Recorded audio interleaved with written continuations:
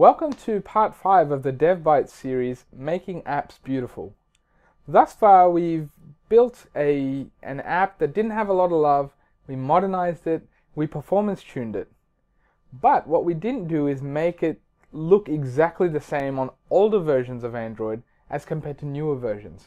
So just to see exactly where we were up to there, let's look at our app on an Nexus S running Android 2.3 Gingerbread.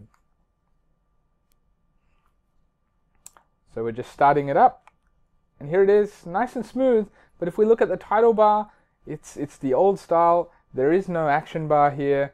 You wouldn't call this a very modern looking app, even though it's running on an older version of the platform. And we can do better. So let's switch back to the slides, and let's talk about backward compatible action bars. So there are a number of options that you have when it comes to backward compatible action bars. Two of these are the Action Bar Compat, which is part of the Android SDK in the support library, as well as the Action Bar Sherlock library, which is a community effort and much loved. So after having integrated these into our apps, let's see what it'll look like on an Nexus S. So we're just going to launch that version of the app, and there you have it. We have a beautiful action bar that is also themed along with our brand. So let's just now bring it side by side with what we have on a modern device. And here we have the apps running side by side on the Nexus S, as well as the current versions of Android. Identical, which is fantastic. So switching back to the slides, the action bar can be used on newer versions of the platform, as well as the older versions of the platform with these backward compatible components. And the nice thing about both Action Bar Compat and Action Bar Sherlock is that on newer versions of the platform, they're basically thin wrappers for the native action bar. It's not implementing everything from scratch. The other thing we should talk about is the view pager. The view pager allows us to horizontally swipe across pages to bring the previous or the next page of content. Let's see a demo of that on our phone. So we've loaded the details page here, and you can see I can swipe left or right. And you'll notice here with gestures, I don't need to complete the gesture in order for the next content to come through. While my finger is still on the screen, I can see it. So the view pager is a great way to page your content. And it's also backward compatible. So switching back to the slides, the view pager is also another really nice utility class that you can include in your apps through the support library, and it's backward compatible to older versions of Android. Finally, I want to talk about the navigation drawer. The navigation drawer is a pattern that you've probably seen in many apps, but we have Android design guidelines that describe exactly how that navigation drawer should look like on Android. Now, you'll notice these screenshots aren't from our Bacon Reader app, and the reason is that we don't believe in shoehorning these UI patterns into apps where they may not fit.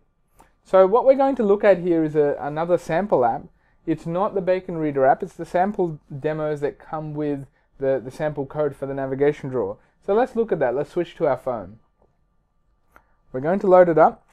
This is just a list of planets, but you'll see here on the top left, in the action bar, it's not the traditional up icon. It's not the angle bracket pointing left. It's these three horizontal bars. And when I tap it, these three horizontal bars will actually animate in and out to show you whether the navigation drawer has been expanded or collapsed.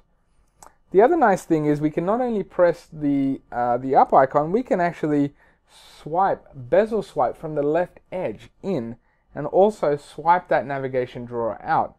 We can also dismiss it just by tapping outside the navigation drawer. The other thing I want to point out is some other subtleties of the navigation drawer, and that is that when I slide it in, you'll see that the content kind of fades. So we're making a concerted effort to show that the navigation drawer isn't shifting the content to the side, it's overlaying on top. And more importantly, the action bar is staying in its place. The action bar itself does not move as the navigation drawer slides in and out. So let's switch back to the slides.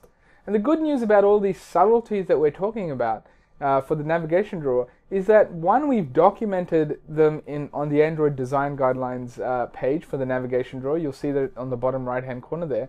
But also, we've made this navigation drawer available for developers through the support library. Now, if you want to learn a little bit more about some of the insights into why the navigation drawer overlays on top and what the idea behind the fading effect or the hamburger icon is, tune into this Android Design in Action video. You can find it on the Android Developers YouTube page. The episode is called Navigation Drawers, and they actually interview the engineers and designers that built this navigation drawer. So far we've talked a little bit about this support library. The great thing about the support library is it's just available as part of the Android SDK Manager, so you can just go ahead and select it and add it. Once you add that support library to your app, you get access to a whole range of components that are backward compatible. So things like fragments, and we have used fragments in this app. We saw our tablet layouts and our phone layouts. So in order to make this fully backward compatible, we actually use the support fragments from the support library. Then there's new patterns like the view pager and the navigation drawer, which aren't actually in the Android framework yet, but are available in the support library. And of course, we've got our action bar compat, notification compat, and others like loaders as well. So the support library is full of useful utility classes for developers, and pretty much there's no reason why you shouldn't be using it already. So with that said, we've come to the end of the Making Apps Beautiful series. On the left is where we started on tablets and phones. Not a very modern looking app. Didn't look like the app has had much love. But through changes in layouts, by including backward compatible components, as well as through optimization techniques, we've been able to make it look beautiful, perform great, and be fully backwards compatible. Thank you for joining us.